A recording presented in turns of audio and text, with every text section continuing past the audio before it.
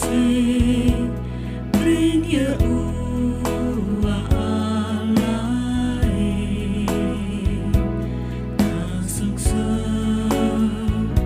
bring kepakoni turune wong kang jujur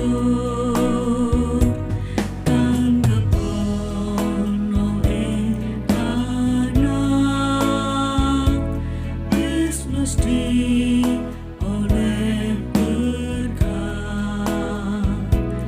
wis mesti oleh berkah.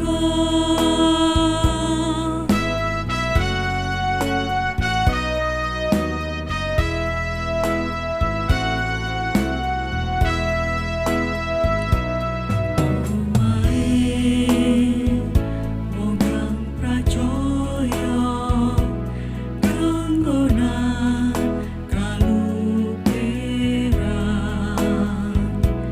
jujure atine tulus tumeken kalanggengan samongso kepentingan mesti oleh pepadang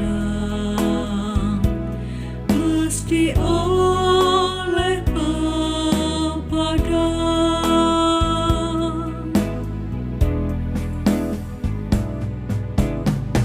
Estu endah pepakone Gusti Allah pring manungsa kangge pranata lampah gesang tansah karenan wonten ing astanya Gusti Allah estu badhe paring ganjaran berkah